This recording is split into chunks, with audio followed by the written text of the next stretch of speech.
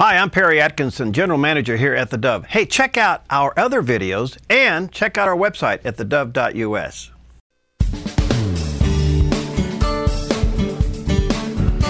Welcome back. Well, we are delighted to have with us today a gentleman whose resume, if I started reading it, it would take up all our time. But let me just say that Frank Wuco is with us today with over 30 years of intelligence experience in all branches and with the Department of Defense.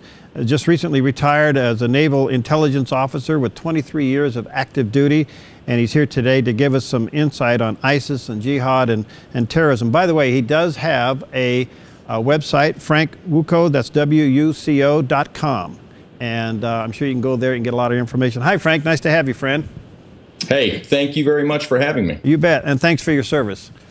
Oh, you're welcome. And I actually retired 10 years ago. Really? Very recently, 10 years ago. And it seems like it's been 2 months since I retired. It's just the older we get, the quicker time goes. Wow.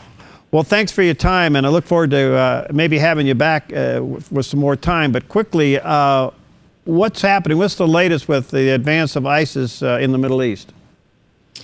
Well, they continue to advance in all directions, and sort of an omniscient advance, if you will, if you take into consideration that what we've got with ISIS, which is an outgrowth of al-Qaeda, and now the Khorasan army, is really a global cellular movement that is acting out and morphing exactly as was planned by al-Qaeda in the mid to late 1990s. So we've got a global organization which is largely cellular in makeup. That means there's no real centralized command and control. I often hear people say that all we have to do is cut the head off the snake and the snake will die.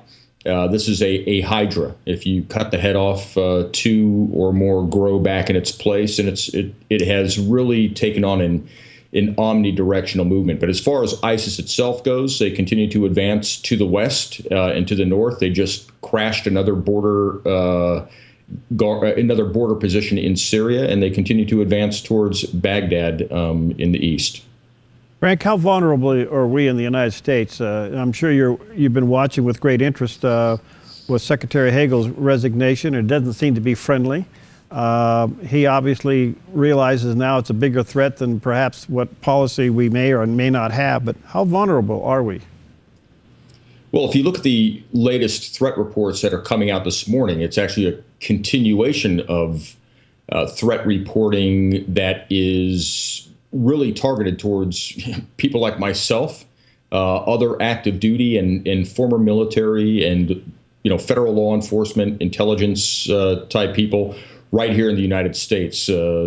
Threat streaming continues, with the target being military, active duty, retired, former, and their families right here in the United States.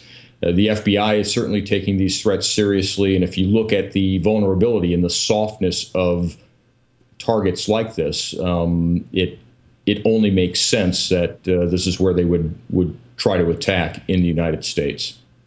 We seem to be complacent. We're aware of it. We are concerned about it, but we don't seem to be taking any strong measures to protect ourselves here in the United States. What's your thoughts on that? It's alarming that we have come this far in how seriously we regard threats like this, not only at home, but abroad. When you consider we faced a much newer threat and actually an ideology not 1 century ago when we took on Nazi Germany in World War II. This is a threat that has a much greater global presence. Right now, they don't have the standing military force or the industrial might that, say, Nazi Germany did in World War II. But the will and the size of the threat of militant and political Islam is astounding. And I don't know what it's going to take for the lights to come on in this country and throughout the world that this is a very real existential threat. It appears that this administration, the current administration, is not taking it seriously either. Called it junior varsity. Doesn't seem to have any aggressive plan to push it back. what's your thoughts on what policy or what lack of policy we have in the United States? Well, there is a mental barrier and a willful barrier when it comes to the belief structure, the personal belief structure of Barack Obama and the people that he has surrounded himself with. These are people who for decades have believed that Islam and Islamic forces, Islamic nations, Muslim people were largely the victims of tarnished and corrupt American foreign policy. This is the way they view the entire world condition, as we're all suffering as a result of failed or corrupt U.S. foreign policy. And it doesn't dawn on them that these threats and the human condition existed well before the United States ever became a nation, let alone our 20th century foreign policy. So these are people who cling to an ideology that sees the world view through a single lens, and that is through the lens of a single corrupting influence, maybe two if you include Israel, but that single corrupting influence being the United States and Western nations. That is scary. What is the general feel within the military about this president and his lack of whatever in protecting the United States? There's a very deep degree of frustration within the military and within my connections within the military and Department of Defense, people who remain on active duty. And there's an equal amount of confusion as to what the military's actual role is when you are dealing with a commander-in-chief who, by and large, puts front and center the United States as the chief antagonist in most of the world's problems and issues. So, it's a military that from the top down continuously has to plan as though, again, U.S. foreign policy is the primary culprit in most of these problems. And it's also one that, has to plan with a commander-in-chief who's hesitant to use overwhelming military force against an institution and an entity that he has long, for decades, held as superior in its formation and in theology than Western Christian Judeo foundations. Wow. Is it true that there's been pretty much of a mass firing in the military of even high-ranking officers within the last year or so?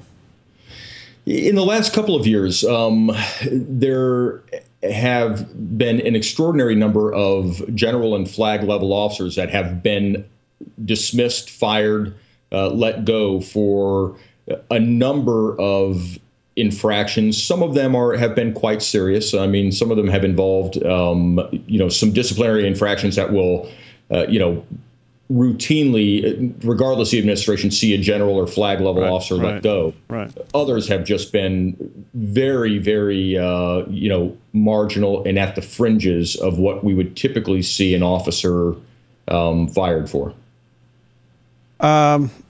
I only got about a minute left. Benghazi, your thoughts on Benghazi? It looks like it's going to continue to be an issue. The investigation is going to continue to go on. Do you have any insight what happened there?